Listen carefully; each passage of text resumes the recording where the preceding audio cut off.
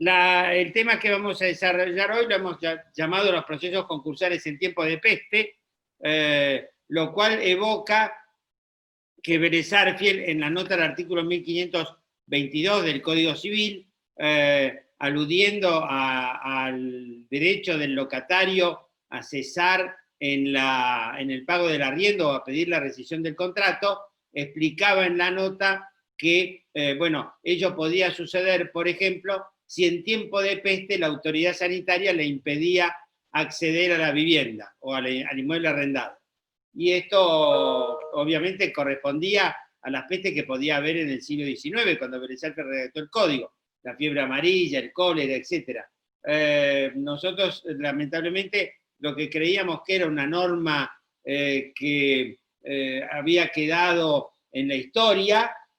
tenemos hoy nuevamente esta realidad insólita causada por el COVID-19 y nos enfrenta, por lo tanto, a una serie de problemas absolutamente inéditos, lo que nos obliga a los profesores, a los abogados, a los jueces y a todos aquellos que desarrollan inclusive actividades empresarias, comerciales, a los trabajadores, etcétera, a, bueno, repensar un montón de temas que se ven afectados y alterados de manera muy significativa como consecuencia de esta alternativa que jamás imaginamos que íbamos a vivir, esto es estar 7 meses encerrados en nuestras casas, prácticamente sin poder ir a nuestras oficinas, trabajando a distancia, dando las clases de la facultad de manera virtual, y en fin, trastocando de manera total nuestra vida. Así que uno de los temas que obviamente se plantean es el tema del derecho concursal, porque, como decía la doctora Marcela recién, obviamente las circunstancias actuales hacen que infinidad de empresas grandes, medianas, pequeñas, microempresas, emprendimientos comerciales individuales, inclusive las personas asalariadas, etcétera, tengan una disminución significativa de sus ingresos y de sus beneficios y se enfrenten, por lo tanto, a situaciones posibles de insolvencia, quizá que en otro momento resultaron impensadas para ellos. Y además, esto ha afectado profundamente la actividad judicial. Escuchaba recién al colega señalar que el Poder Judicial en la provincia de Mendoza prácticamente todavía no funciona. En la ciudad de Buenos Aires está funcionando y, bueno, más o menos se han habilitado los mecanismos, digamos, para trabajar remotamente, pero hay dificultades para la celebración de las audiencias, por ejemplo, y bueno, los juzgados de manera presencial funcionan alternados, con poco personal, etcétera, con lo cual todo esto, digamos, trastoca también la vida del abogado y, por supuesto, también de los magistrados y funcionarios judiciales. En el ámbito, entonces, que nosotros vamos a trabajar hoy, que es el del derecho concursal, vamos a ver qué es lo que ha sucedido durante la feria extraordinaria, que en alguna medida sigue sucediendo, las soluciones que se dieron en un caso paradigmático, que vamos a ver es el caso Vicentín, lo que está sucediendo ahora y el futuro que básicamente está dado por la posible reforma, o mejor dicho, por la posible sanción de una ley ad hoc que en materia concursal que se aplique a ciertos procedimientos que se hayan iniciado desde el comienzo de la inexistente cuarentena y con ciertas limitaciones que ha impuesto el Senado, como vamos a ver. ¿Qué ha ido pasando, digamos? Bueno, a nivel de la justicia nacional, la Cámara Nacional de Apelaciones en lo Comercial, casi 2 meses después del inicio de la cuarentena, es decir, en mayo del año 2020, admitió las presentaciones digitalizadas de los concursos preventivos, de las verificaciones tardías y de los prontos pagos de los créditos laborales. En esa acordada se dispuso además que eventualmente se podrían ampliar las materias consideradas durante la feria extraordinaria, incluyendo los procesos universales, como son los concursos y las quiebras. De modo pues que en la medida en que se trate de actuaciones judiciales y no fuera necesario constatar actuaciones en papel, se atenderán las presentaciones digitalizadas de los concursos preventivos. Y esto facilitó entonces que hubiera algunos concursos preventivos que se pudieron presentar sin necesidad de acompañar toda parafernalia documental en soporte físico que normalmente acompaña a una presentación en concurso preventivo. Ahora, lo cierto es que se inicia el proceso concursal y se generan, digamos, una suerte de interrogantes, como por ejemplo, cómo se determinan por parte del tribunal los plazos de este proceso concursal que se ha iniciado, digamos, digitalizado durante la cuarentena en el Fuero Comercial de la Capital Federal, o a lo mejor en otras provincias para tener exactamente la misma problemática, y ello dio lugar, digamos, a algunas resoluciones. Por ejemplo, en 2 juzgados de primera instancia en lo comercial de la Capital Federal resolvieron abrir los concursos preventivos durante el periodo de la cuarentena, es decir, en función de la acordada desde la Cámara que así lo había autorizado, pero suspendieron todos los plazos relativos al periodo informativo. Es decir, que en definitiva no estaba determinado cuándo o hasta cuándo se podían presentar los pedidos de verificación de crédito, y por lo tanto ninguno de los demás plazos que en el régimen de la ley de concursos se van, diríamos, disparando a partir de la terminación del periodo informativo. También hubo, bueno, algunas hipótesis en las cuales hubo que tomar resoluciones en concursos que estaban en pleno trámite. Por ejemplo, en algún caso, el tribunal, el concurso de la Corporación Río Luján, también primera instancia comercial de la Capital Federal, se declaró la existencia de acuerdo porque el concursado había podido exteriorizar las conformidades de sus acreedores, pero el plazo del artículo 50, que es el plazo de la impugnación del acuerdo preventivo, comenzaría a correr cuando terminara la feria extraordinaria. Y en algún caso, ya la Cámara de Feria, decidió que los plazos procesales de los concursos se encontraban suspendidos y que había que disponer en su momento, esto es cuando terminara la cuarentena, la reprogramación de todo el calendario concursal. En algún caso, nuevamente primera instancia comercial de la Capital Federal, se decidió la reprogramación del periodo de exclusividad y se lo prorrogó por 6 meses. Sentencia del mes de mayo del año 2020, obviamente, sujeto a una nueva prórroga de acuerdo a las circunstancias que estuvieran vigentes al vencimiento del plazo. Con lo cual, como en pocos días se va a vencer este plazo de 6 meses, el tribunal deberá decidir si ya fija un nuevo cronograma y por lo tanto comienzan a dispararse todos los plazos, o si por el contrario prorroga la suspensión de los plazos procesales. En algún caso, es interesante señalar que cautelarmente se dispuso diferir los plazos de vencimiento de las cuotas del acuerdo homologado hasta el levantamiento de la cuarentena. Esto es, los plazos para cumplir el acuerdo homologado. O sea, una empresa concursada que tenía un vencimiento de una cuota del acuerdo ya homologado hace tiempo, que caía en la etapa de la cuarentena, se presentó para pedir como medida cautelar la postergación del plazo del cumplimiento del acuerdo. Y el tribunal se lo concedió, argumentando que, lejos de modificar la sentencia homologatoria, esta prórroga era una herramienta, un instrumento para facilitar su cumplimiento, evitando un posible decreto de quiebra con las consecuencias que de ello devienen para los acreedores, la empresa concursada y el comercio en general.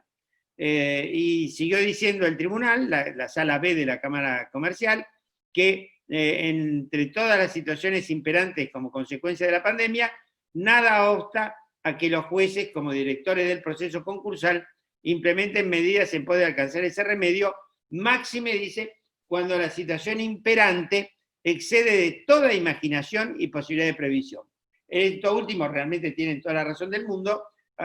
y lo cierto es que hoy a la mañana, no, ayer estaba también en otro Zoom hablando de bueno, los efectos de la pandemia y de las medidas gubernamentales sobre los contratos, y estamos viendo que hay ya varias medidas cautelares que se han ido dictando por los jueces que difieren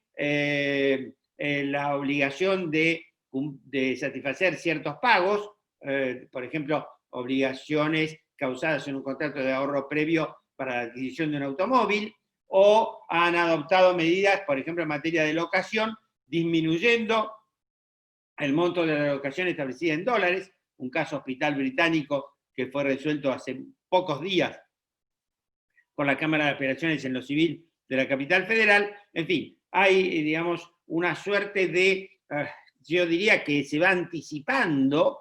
que la Argentina va a terminar en una gran moratoria. Esto es, va a haber, no digo una suerte de pagadiós, pero va a haber seguramente una nueva ley de emergencia que va a reestructurar los plazos de las obligaciones y eventualmente los mecanismos de liquidación de las obligaciones, sea en punto a los réditos,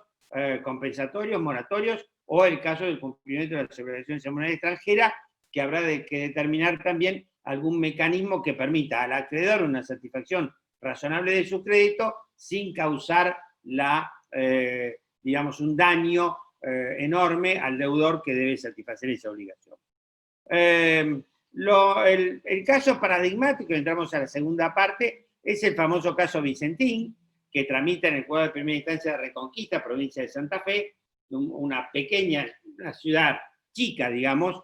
por si se la compara con Rosario o con Mendoza o Córdoba, es una ciudad chica, en la cual han tramitado ya algunos concursos importantes años atrás, recuerdo el de Friar, por ejemplo, y ahora tramita el de Vicentín, que tiene 2.700 acreedores y tenía el plazo para verificar hasta el 9 de junio del año 2020, es decir, en la mitad de la cuarentena.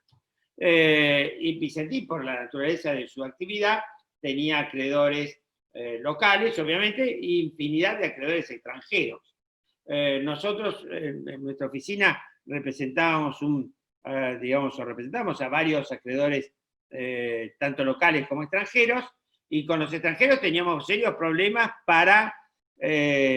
obtener la documentación necesaria para la verificación. Por ejemplo, no conseguimos las apostillas, que a veces eran necesarias para las traducciones o legalizaciones de ciertos documentos que debían acompañarse para las verificaciones de crédito. Obviamente el tribunal fue, si bien estaba en estado de feria, tanto a través de la sindicatura como a través de presentaciones que se hicieron oficiosamente a pesar de la existencia de la feria, el tribunal estuvo anoticiado de las dificultades que los acreedores tenían para obtener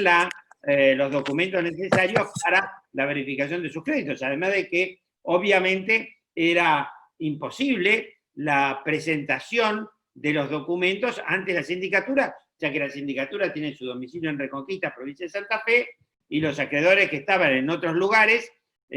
básicamente en otras provincias, en la ciudad de Buenos Aires, o en el extranjero, no tenían posibilidad de hacer llegar la documentación física a la sindicatura. De modo pues que el juez dictó una muy interesante resolución en la cual,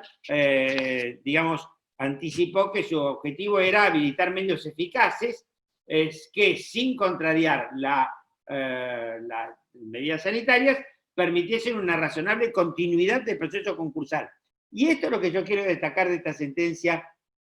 del juez de Reconquista. Porque acá, un poco la tendencia que hubo en muchos juzgados fue a decir, bueno, se suspende todo, queda todo en el freezer. El proceso concursal lo ponemos en el freezer, suspendemos todos los plazos y veremos cuándo se reanudan. En cambio, el juez del concurso de Vicentín dijo, bueno, vamos a adoptar las medidas para facilitar la razonable continuidad del proceso concursal. Que no quede esto en un freezer congelado sin que nadie sepa, digamos, cuál es la situación de la empresa concursada, los derechos de los acreedores, etc. El concurso no puede durar sine die y, sobre todo en un concurso de tanta magnitud y una empresa de tanta relevancia, no puede quedar siempre en el limbo, que es el concurso preventivo, antes de la homologación del acuerdo preventivo. De modo pues que el juez lo que hizo, dictó una sentencia por la cual dispuso una suspensión de plazos, más que nada una prórroga de los plazos, con lo cual autorizó a los síndicos a recibir los pedidos de verificación de créditos más allá de la fecha original. Y con muy buen criterio el juez también reinterpretó que la expresión por escrito referida a los procesos, a los periodos de verificación, podía razonablemente satisfacerse hoy en día por vía de los, digamos, de la presentación por vía digital, esto es, a través de correos electrónicos, acompañando los documentos digitalizados, y que eso satisfacía la exigencia por escrito de acuerdo a lo que dice el Código Civil y Comercial hoy en día. Le dio a la sindicatura la atribución de reglamentar la forma de presentación, y dijo que todas las presentaciones, inclusive los documentos, por supuesto, se presentarían digitalizados. Y le advirtió a la sindicatura que no podía rechazar los pedidos de verificación por razones formales, dudas sobre la personería o documentación que pueda suplirse. O sea, le dijo al síndico, mire, no venga con tiquismiquis, como diría el doctor Alberti, procesales para rechazar los pedidos de verificación de créditos. De modo pues que todas las pretensiones verificatorias y toda la documentación se presentaron digitalizadas y aparecen hoy en día en la página web de la sindicatura. Creo que es realmente encomiable lo que hizo el juez de Reconquista, y lo cierto es que todos los acreedores hemos podido presentar nuestro pedido de verificación de créditos, el plazo de la verificación ya se satisfizo, ya se cumplió, se abrió un periodo, obviamente el periodo de impugnaciones, las hubo, ¿sí? Y actualmente esto está en la etapa en la cual la sindicatura opinará y después el juez resolverá sobre los pedidos de verificación de crédito. Con lo cual, si bien, diríamos, se han alargado un poco el proceso, el daño ha sido mucho menor del que podría haberse previsto si simplemente el tribunal hubiese procedido a suspender los plazos sine die hasta que se terminara la cuarentena. De modo pues que la verdad es que es encomiable la solución que adoptó el tribunal, y debo señalar también que hemos contado los abogados y las partes representantes de los acreedores que hemos tenido que presentar los pedidos de verificación con la colaboración de una sindicatura eficaz y que efectivamente no puso palos en la rueda para las presentaciones de las verificaciones. En la capital federal han habido algunas otras soluciones relativamente parecidas. Por ejemplo, en el juego 18, que está a cargo de la doctora Pérez Casado, en un concurso que se titula J. Cofina, la jueza sacó también una resolución curiosa. Dispuso que, bueno, que las presentaciones de las verificaciones de créditos eran digitalizadas, también reinterpretó la expresión por escrito, como lo había hecho el juez de Vicentín, pero no sé cuándo se le habrá ocurrido esto, en una noche que estaría desvelada, se le ocurrió que imponerle al Consejo Profesional de Ciencias Económicas que desarrollara una plataforma para que se pudieran presentar las verificaciones de créditos virtuales. Obviamente el Consejo Profesional de Ciencias Económicas apeló esta resolución, diciendo que el Consejo Profesional no estaba obligado por la ley a realizar esta tarea, y la Cámara Comercial la ha revocado y dejado sin efecto pocos días atrás. En otros casos que han habido, bueno, los jueces adoptaron soluciones razonablemente compatibles con esto, es decir, que han habilitado la posibilidad de las presentaciones digitales. Por ejemplo, hay un caso muy reciente, una resolución de esta semana, dictada en el concurso de Rivera Construcciones. Rivera Construcciones, yo no sé si los que conocen Buenos Aires, obviamente, digamos, no solo Buenos Aires, que seguramente todos lo conocen, pero hay justo donde está la General Paz, que separa la ciudad de Buenos Aires de la ciudad de Vicente López, entrando a la ciudad de Vicente López, a mano derecha por la Avenida Libertador hay un gran supermercado Carrefour, y en ese enorme predio, que se unió a un predio que estaba al lado, que pertenecía a un club de la colectividad judía, que lo vendió a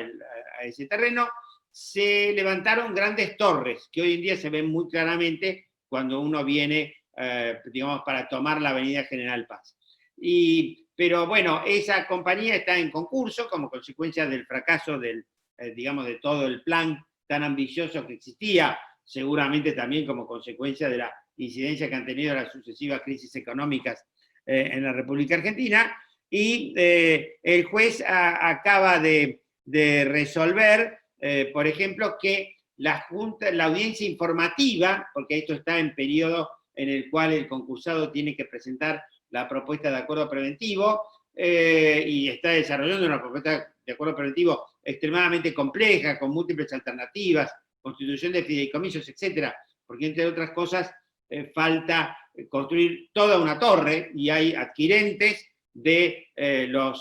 que estaba prometido que se iba a construir en esa torre. Entonces, el juez ha decidido que la audiencia informativa, como no se puede hacer presencialmente, va a ser sustituida por un escrito a presentar por la concursada, explicando la propuesta de acuerdo preventivo, y de ello se dará vista al síndico. Y yo, bueno, nosotros un poco levantamos la mano para protestar buenamente, en el sentido en que lo hacemos los abogados cuando planteamos algún recurso ante los jueces, porque entendemos que la audiencia informativa es también con participación de los acreedores, que son los que tienen derecho a hacer comentarios, observaciones, pedir aclaraciones, etcétera, y con mayor razón en un caso como este, en el cual la propuesta de acuerdo preventivo es de una complejidad excepcional, absolutamente excepcional. Y entonces dijimos, bueno, mire, la verdad es que un escrito y una vista al síndico no satisface estos requerimientos de participación de los acreedores en la audiencia informativa, así que hemos solicitaremos que se nos corra vista también a los acreedores, para que podamos hacer los comentarios y observaciones que entendamos con derecho respecto de la propuesta de acuerdo preventivo. Esto es lo que ha pasado hasta esta resolución que acabo de comentar. Creo que salió ayer o antes de ayer, no me acuerdo, antes de ayer creo, el martes, de modo pues que les he comentado hasta las más recientes de las resoluciones que se han dictado, por lo menos en el ámbito de la capital federal, y las del ya mentado caso Vicentín. Ahora, ¿qué nos espera? Bueno, desde el punto de vista de la economía, todos sabemos qué es lo que nos espera. El mismo distinguido jefe de gabinete ha dicho que, bueno, la Argentina se va a pegar un golpazo, todo el mundo espera que la Argentina en algún momento se estrelle, y esto va a significar una nueva crisis muy profunda que tendrá la economía argentina. Si alguien quiere estudiar los aspectos jurídicos de las crisis que han habido durante todo el siglo XX hasta el comienzo del siglo XXI, le puedo sugerir simplemente que lean un artículo que yo publiqué en el año 2002, que se llama Introducción Histórico-Comparativa al Estudio de la Crisis, que publiqué en la revista La Ley, y en la cual desarrollo todas las crisis que han habido desde el principio del siglo XX, como algunas como reflejo de crisis internacionales, otras, digamos, absolutamente vernáculas, y cómo el derecho fue reaccionando frente a esas crisis. De modo pues que esta crisis, como alguien dijo, creo que el colega que habló al principio, el señor rector de la Universidad del Congreso, señalaba que esto va a afectar el cumplimiento de las obligaciones de dinero, sobre todo si son en moneda extranjera. Habrá que revisar los contratos que están alterados a la luz de la teoría de la imprevisión, o eventualmente extinguirlos a la luz de la frustración del fin o del caso fortuito, y seguramente perdón, habrá unas reestructuraciones de deudas corporativas. Inclusive, le puedo señalar que hace ya varios meses atrás, en los medios de comunicación habituales, se indicaba que Telecom, YPF y Aeropuertos Argentina 2000 habían comenzado procesos de reestructuración de la deuda corporativa. Telecom había ofrecido cambiar bonos de vencimiento 2021 por bonos 2025 con una tasa de interés mejor. Aeropuertos ya había reestructurado una deuda con vencimiento de 120 millones y estaba haciendo lo mismo con una deuda de 367 millones de pesos que vencen en el 2027, y YPF había ofrecido cambiar deuda de marzo de 2022 por una serie de obligaciones negociables con vencimiento en el 2025. Con lo cual se refleja claramente lo que es el estado de la economía argentina, en este caso en las macroempresas, YPF, Telecom, Aeropuertos Argentina 2000. Imaginen,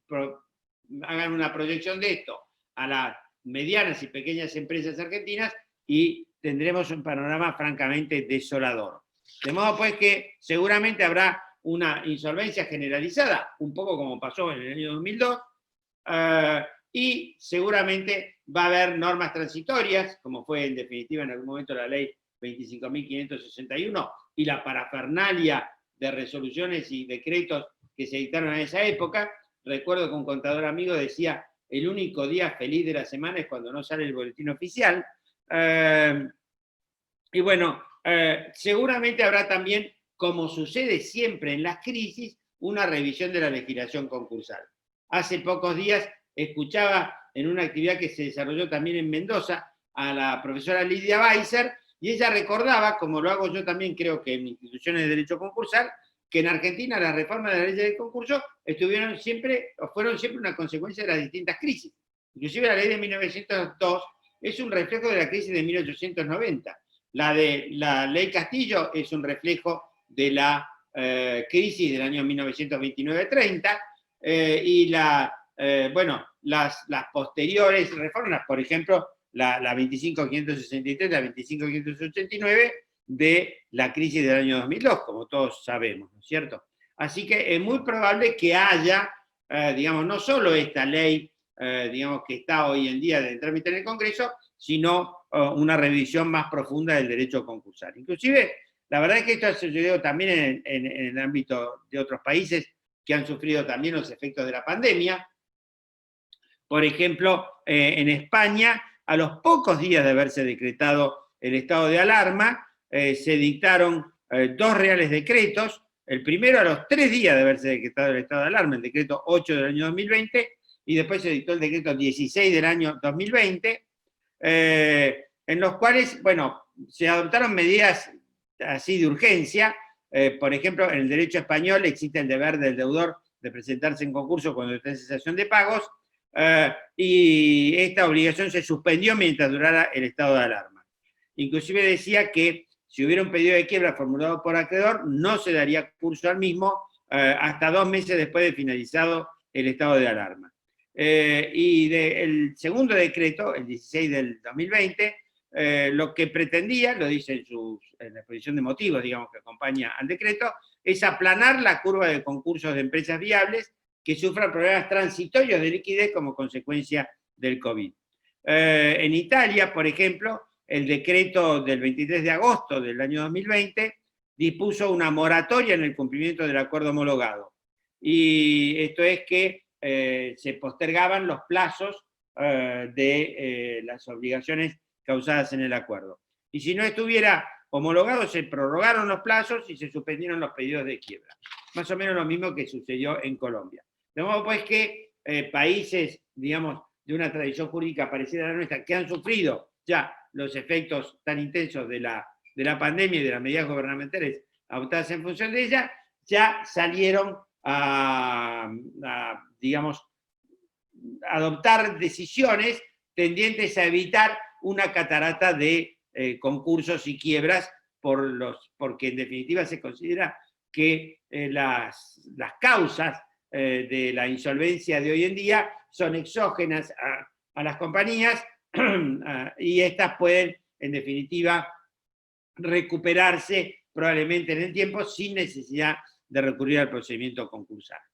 ¿Qué es lo que está pasando en la Argentina? Bueno, en el Congreso de la Nación parece un congreso de profesores de Derecho Comercial, porque hay un montón de proyectos para reformar la ley de concursos o para dictar medidas de emergencia que traten la insolvencia generalizada. Ha habido, bueno, desde proyectos que proponían simplemente moratorias generalizadas, revisión de acuerdos homologados, sobre endeudamiento de consumidores, etcétera, y alguna más importante sobre el financiamiento postconcursal de las empresas que se hubieran sometido al procedimiento de la ley 24.522. Lo cierto es que hubo un proyecto que recibió en su momento, originado en la Cámara de Diputados, que recibió sanción de la Cámara de Diputados y fue modificado por la Cámara de Senadores, con lo cual ha vuelto a la Cámara de Diputados para ver si Diputados insiste o no, y por lo tanto determinar cuál es el texto definitivo que se sancione.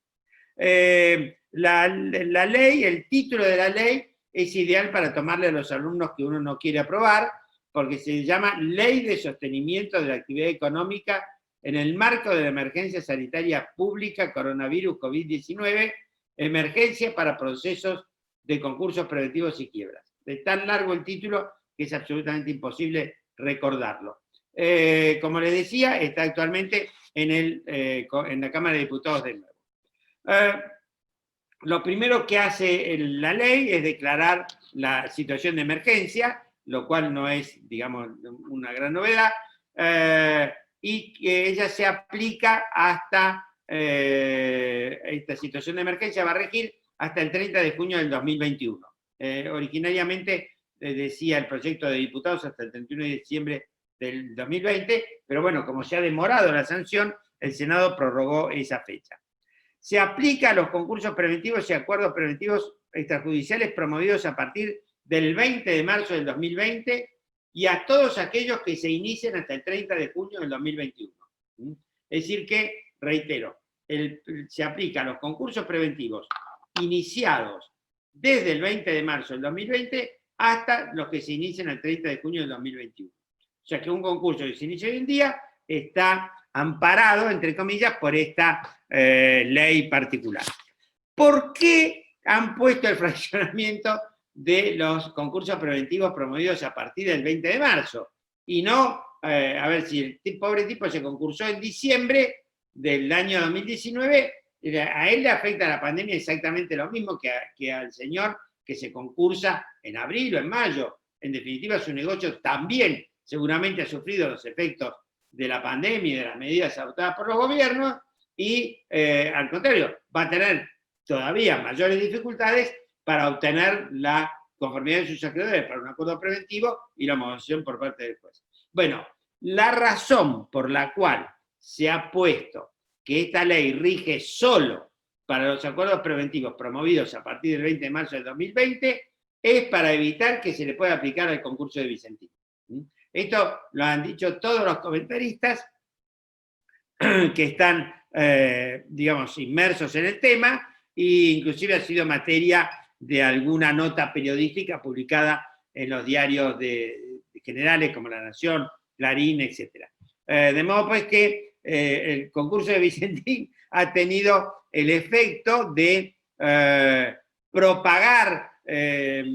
la prohibición a otras pobres empresas y comerciantes individuales que no podrán recurrir al beneficio de la ley de emergencia, lamentablemente. Además se ha excluido de los beneficios de esta ley a una serie de sujetos que, es decir, son los sujetos que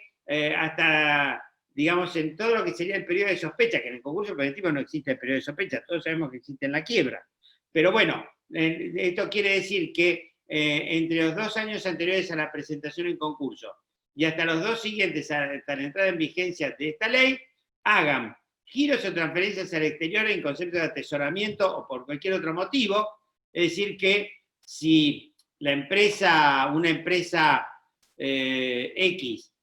o un señor X, un comerciante individual,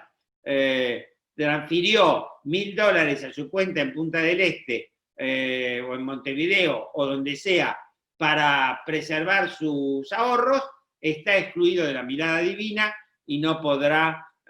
solicitar los beneficios o ampararse en los beneficios que confiere esta ley. Lo curioso y lo notable es que dice giros o transferencias al exterior, el concepto de asesoramiento, o por cualquier otro motivo. Con lo cual, si esto se entendiera literalmente, resultaría que todos los importadores van a estar excluidos, porque los importadores que pagaron obligaciones con el exterior han hecho naturalmente giros o transferencias al exterior. Seguramente a través del Banco Central, por lo menos en la medida que ahora lo permite, ya que como ustedes saben, hay algunos límites y se ha obligado a refinanciar parte de la deuda privada. La verdad es que una interpretación razonable debiera ser que el que pagó obligaciones exigibles con el exterior no puede estar excluido de los beneficios de la ley. Después, sí, lo que hayan hecho erogaciones a países no cooperantes o de baja tributación,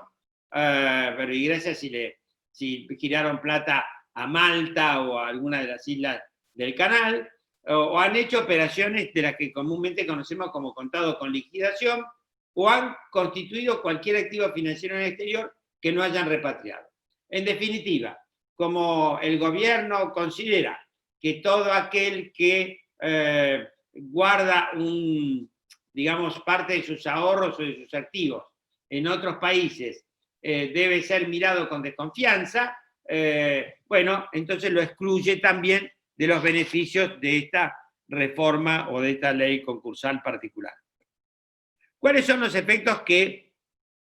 la ley prevé? Hay un extenso artículo 2 con un montón de incisos que autorizan, digamos, o que describen cuáles son los efectos que se producen en estos concursos iniciados a partir del 20 de marzo del 2021. Y por el plazo mencionado, esto es hasta el 30 de junio, de marzo del 2020 hasta el 30 de junio del 2021. Bueno, uno es la suspensión de los plazos en el periodo de exclusividad,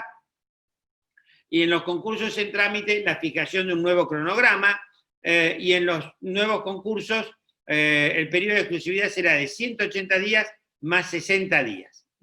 con lo cual extiende el plazo del periodo de exclusividad. Después suspende las ejecuciones contra los fiadores y avalistas que garanticen sus obligaciones financieras de los sujetos concursados comprendidos en emergencia. Acá hay un problema interpretativo también muy serio. ¿Qué quiere decir la ley con obligaciones financieras? ¿Solo son los avalistas de los bancos, de los prestamistas, de las cajas de crédito, las cooperativas de crédito, etcétera? O si yo avalo, no sé, o garantizo, por ejemplo, el pago del alquiler del local donde funciona la compañía concursada. ¿No me puedo amparar en esta suspensión de ejecuciones? Porque en realidad la obligación de pagar el alquiler no es una obligación financiera técnicamente hablando. Bueno, lo cierto es que esto veremos si los tribunales hacen una interpretación amplia o restrictiva. Mi impresión es que debería hacerse una interpretación amplia, de modo que la suspensión de las ejecuciones contra los garantes sea lo más extensa posible, porque la verdad es que no hay razón para que el garante del pago del alquiler soporte la ejecución y el garante de la obligación con el banco tenga la ejecución suspendida. Se suspenden también la totalidad de las subastas judiciales y extrajudiciales, inclusive las hipotecarias y las prendarias. Se suspende el curso de la prescripción y caducidad de los créditos. Claro, si no se pueden ejecutar, obviamente se produce la suspensión de la prescripción, lo cual es diríamos, entre comillas, un beneficio respecto del acreedor que no puede ejercer sus derechos. Como no puede ejercer sus derechos, se suspende el plazo de la prescripción. Respecto de los acuerdos homologados, se prorroga en un año el plazo para cumplir desde el vencimiento previsto. O sea que, si hay un acuerdo homologado. Ahora, acá hay un tema, porque esto viene de la ley, digamos, sancionada por la Cámara de Diputados, que no excluía a los concursos iniciados antes de la pandemia. De modo, pues, que acá hay que determinar si esto se aplica a todos los concursos. Parecería lo lógico que se aplique a todos los concursos que tengan un acuerdo homologado, aun cuando se hubieran iniciado antes del 20 de marzo del año 2020. Que es lo lógico porque en definitiva son los que tienen ya la posibilidad de tener un acuerdo homologado. Los que se iniciaron a partir de esa fecha, inexorablemente no están con acuerdos homologados, con lo cual, si no se entendiera así, la norma quedaría sin ningún contenido. De modo pues que las cuotas que ya son exigibles y están impagas, serán exigibles a partir del día que cese el estado de emergencia del artículo 1. Esto sería, en definitiva, a partir de junio del 2021. Y lo que no dice la ley es si se devengan intereses sobre estos saldos. Parecería que en la medida en que la ley es la que autoriza no pagar, no puede sostenerse que hay mora. Eventualmente podría haber intereses desde el vencimiento de la cuota hasta la sanción de la ley. Y desde la sanción de la ley hasta el 2021, hasta junio de 2021, no habría intereses de ningún tipo. Esta sería la interpretación razonable. Se suspende el trámite de todos los pedidos de quiebra, no sé si usted, los distinguidos colegas del Colegio de Abogados de Mendoza o de cualquier otro colegio de abogados de la República Argentina están patrocinando un acreedor que le ha pedido la quiebra a su deudor, sepan que a partir de la entrada en vigencia de esta ley se suspende el trámite de todos los pedidos de quiebra. ¿Okay? Se suspenden los embargos, se prohíben nuevos embargos sobre cuentas corrientes bancarias, de decir que los que ya existen siguen existiendo, como excepción obviamente a esta regla de suspensión de los embargos, de nuevos embargos, se excepcionan los créditos laborales y las obligaciones mantendrán su vigencia. Obviamente esto es una excepción en favor de los concursados. Digamos, en una ejecución individual, el acreedor podrá naturalmente obtener el embargo de la cuenta corriente de su deudor. De la suspensión de los pedidos de propia quiebra se exceptúan los casos de las personas humanas que no desarrollan actividades comerciales ni empresarias y carecen de actividad económica organizada. Entonces, como no sabían qué hacer con este caso, dijeron simplemente que el juez adoptará las medidas conducentes para la rehabilitación y la tutela de su dignidad. Lo cual quiere decir que, le dejan al juez el fierro caliente de resolver qué hace con los pedidos de propia quiebra de personas físicas que no desarrollan actividad empresaria. Los asalariados, etcétera, que pueden haber requerido, las amas de casa, que pueden haber requerido la formación de su pedido de quiebra porque se excedieron, por ejemplo, con el pago de la tarjeta de crédito, con el uso de la tarjeta de crédito. Por supuesto que la ley genera infinidad de interrogantes que se irán resolviendo por la vía de la doctrina y la jurisprudencia, como por ejemplo si los derechos establecidos en esta ley son renunciables. Parecería que en la medida que son beneficios para los deudores concursados, obviamente si renuncian a ellos será porque tienen mejores posibilidades continuando el trámite de los procesos o pidiendo la homologación de los acuerdos o cumpliendo inclusive el acuerdo preventivo que tuvieran homologado. Es decir, que, por ejemplo, si tuviera la mayoría, puede pedir la homologación del acuerdo. De modo pues que no parecería en esto que tuviera que haber demasiadas dudas interpretativas. Pero sí hay un tema importante, que es si están comprendidos además las liquidaciones judiciales de los fideicomisos y eventualmente de las entidades financieras y las compañías de seguro. Liquidaciones de entidades financieras, por ejemplo, recordarán ustedes la del Banco Mendoza, que dio lugar a tanta polémica, ¿no es cierto?, en la provincia de Mendoza, con nuestro amigo el doctor Mozo, quedando el famoso OCAR, órgano del cese de la actividad reglada. Bueno, estos, en principio, yo creo que no están comprendidos en esta ley, porque la ley se refiere a los concursos y acuerdos preventivos extrajudiciales. Y las liquidaciones de fideicomisos, entidades financieras o compañías de seguro no son concursos preventivos ni acuerdos preventivos extrajudiciales en los términos de la ley 24.522. De modo pues que me parece que claramente estas hipótesis no están comprendidos en esta ley. Y un tema que no está resuelto es si los plazos para verificar los créditos están suspendidos o si se deben reprogramar. Parecería que en la medida, si hasta tanto se sanciona la ley, por supuesto, los plazos para verificar siguen corriendo, y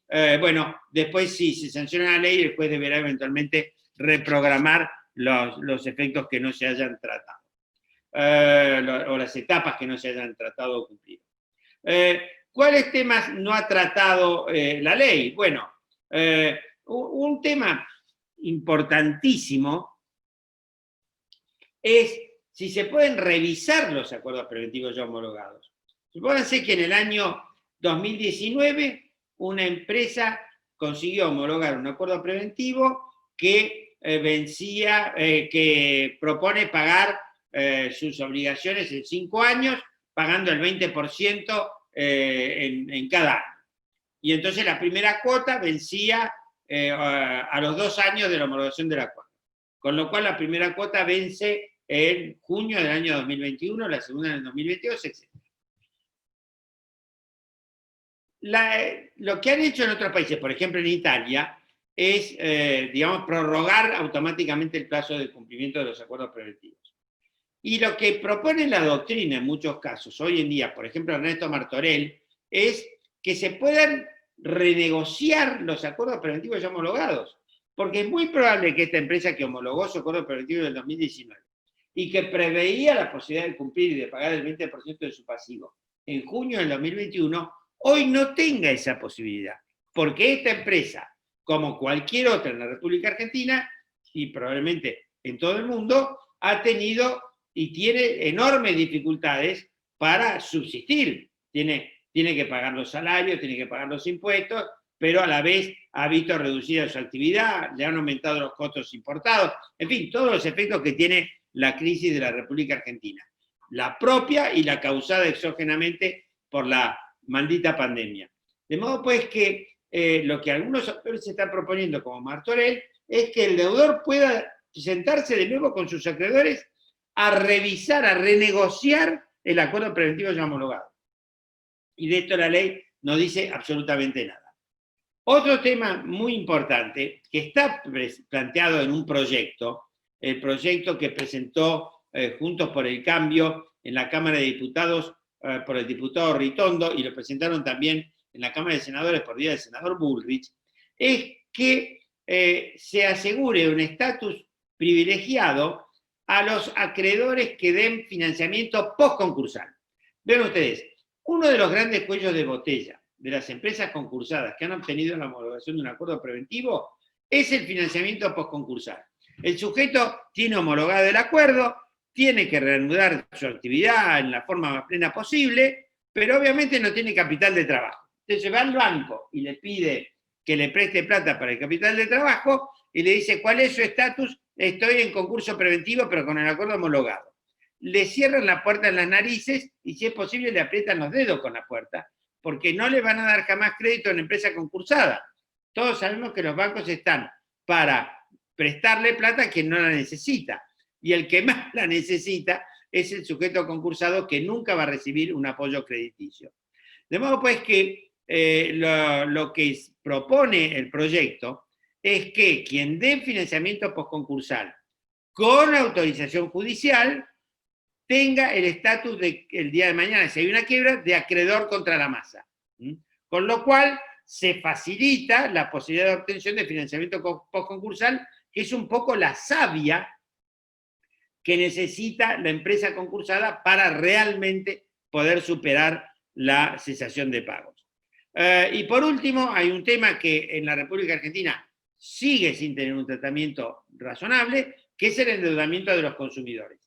Quiero señalar que hay por ahí alguna obra que refleja las iniciativas que han habido en Alemania, Inglaterra y todos los países centrales europeos para tratar el tema de los que ellos llaman las personas NINA, no income, no assets, es decir, sin ingresos y sin activos. La verdad es que todos los autores de los distintos países se muestran insatisfechos con los resultados obtenidos. Probablemente porque en realidad son situaciones sumamente complejas para ser resueltos por vía de la ley. De modo pues que la verdad es que estamos en una situación sumamente grave. Los recursos establecidos por la ley, por esta ley, son muy limitados, no van a los temas de fondo y probablemente no sean más que un paliativo muy menor que van a aprovechar muy poco las empresas y las personas que están en situación de insolvencia el día de hoy. Y por lo demás, y como decíamos al principio, seguramente van a aparecer infinidad de problemas, como es el tema de la revalorización de las obligaciones dinerarias, la revalorización de las obligaciones en los concursos y las quiebras, el cumplimiento de las obligaciones en moneda extranjera, nada de lo cual por ahora está preocupando a nuestros legisladores, y probablemente vamos a tener que enfrentar esos problemas de acá a los próximos meses, porque inexorablemente se van a presentar en un futuro próximo. Señores, muchas gracias por su atención, y bueno, quedo sometido, por supuesto, a las preguntas que quieran formular.